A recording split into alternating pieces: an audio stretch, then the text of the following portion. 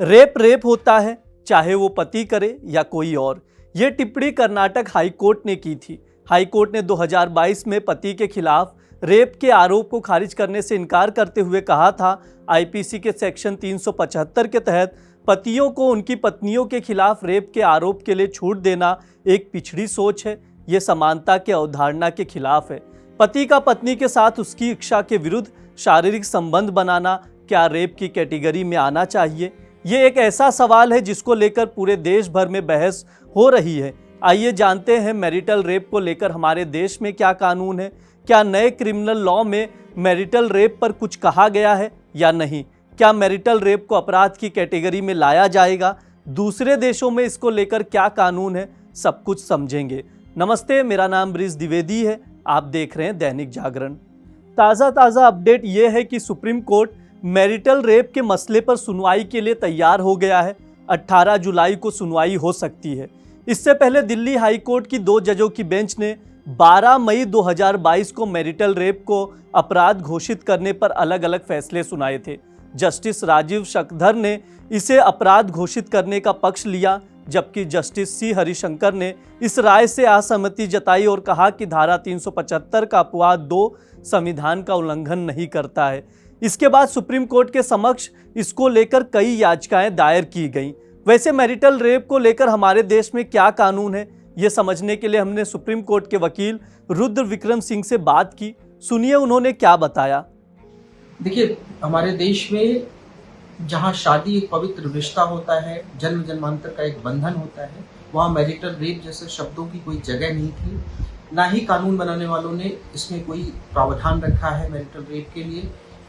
Even जब IPC का 375 section हम पढ़ेंगे, जो पहले चलता था इंडियन पीनल कोड, उसमें भी जब अंग्रेजों ने कानून बनाया तब भी उन्होंने एक्सेप्शन रखा कि किसी पति द्वारा ये अगर किसी पत्नी का जबरदस्ती भी किया जाता है तो वो रेप की संज्ञा में नहीं आएगा। रेप की परिभाषा में वो परिभाषित नहीं होगा।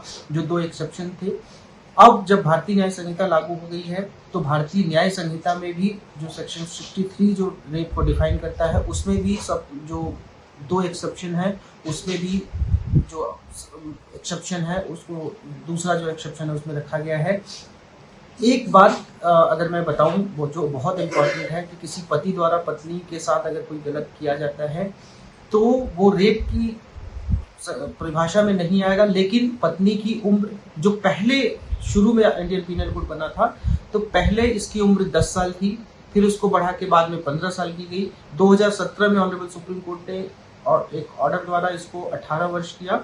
और अब जब भारतीय न्याय संहिता लागू हुई है तो भारतीय न्याय संहिता में भी इसकी एज 18 वर्ष रखी गई। मामला सुप्रीम कोर्ट में है। क्या लगता है, मैरिटल रेप को अपराध की कैटेगरी में लाया जाएगा? एडवोकेट रुद्र विक्रम सिंह ने जो बताया, सुनिए। देखिए, जहां तक मेरा मानना है, मैरिटल रेप को कानून में नहीं लाया जाना चाहिए। इसको डीक्रिमिनलाइज करके ही रखा जाना चाहिए। इसको क्रिमिनलाइज करने की जरूरत नहीं है, क्योंकि अगर इसको क्रिमिनलाइज किया गया तो किसी को पता नहीं होगा कि अगली सुबह किसके खिलाफ एफआईआर हो जाएगी।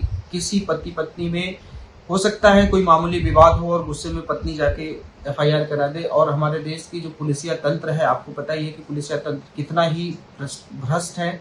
तो अगर ऐसे इसको मैरिटल रेप को अगर ये क्रिमिनलाइज किया गया तो देश के 50% पुरुष जेल के अंदर रहेंगे।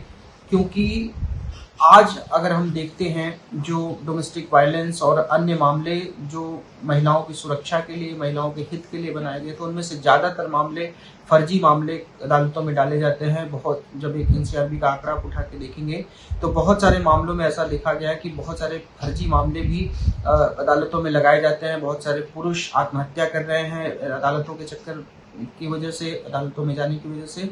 तो जहां तक मेरा मानना है कि अगर शादी जैसे पवित्र बंधन को बचाए रखना है, शादी जैसे पवित्र बंधन की जो पवित्रता है, जो इसकी अखंडता है, उसको बचाए रखनी है, तो मैरिटल रेप जैसे शब्दों से हमें बचना पड़ेगा। इसको क्रिमिनलाइज करने से हमें बचना होगा। ऐसे में यह भी जानना जरूरी है कि दूसरे देशों में मैरिटल रेप को लेकर क्या कानून है। सुनिए एडवोकेट रुद्र विक्रम सिंह ने क्या बताया। देखिए, अगर हम अन्य देशों की बात करें तो लगभग 77 देश ऐसे हैं, 77 देश ऐसे हैं जहां पे मैरिटल रेप को क्रिमिनलाइज किया गया है, जिसमें बड़े बड़े देशों की अगर मैं बात करूं तो United State, United Kingdom, Canada, इन सारे देशों में मैरिटल रेप को क्रिमिनलाइज किया गया है। और लगभग 34 कंट्रीज ऐसे हैं जहां पे मैरिटल रेप अभी भी डिक्रिमिनलाइज्ड है, जिसमें भारत भी एक ऐसा देश है। देखिए, जो अन्य देशों की संस्कृति और सभ्यताएं हैं, अन्य देशों में जो परिवार और शादी की जो परिभाषाएं हैं वो भारत से बिल्कुल भिन्न है। तो उन देशों में जो क्रिमिनलाइज किया गया है मैरिटल रेप को, उनकी एक अलग परिभाषा है, उन देशों में क्रिमिनलाइज करने को हम समझा जा सकता है। लेकिन भारत जैसे देश में मैरिटल रेप को क्रिमिनलाइज करना मुझे लगता है कि बहुत बड़ी विसंगति है। कुल मिलाकर बात इतनी है कि पत्नी के साथ जबरदस्ती यौन संबंध बनाने को अब तक रेप का अपराध नहीं माना गया है।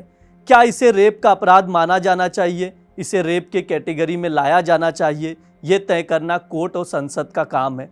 वैसे मैरिटल रेप पर आप क्या सोचते हैं, कमेंट बॉक्स में ज़रूर बताएं। आज के लिए इतना ही।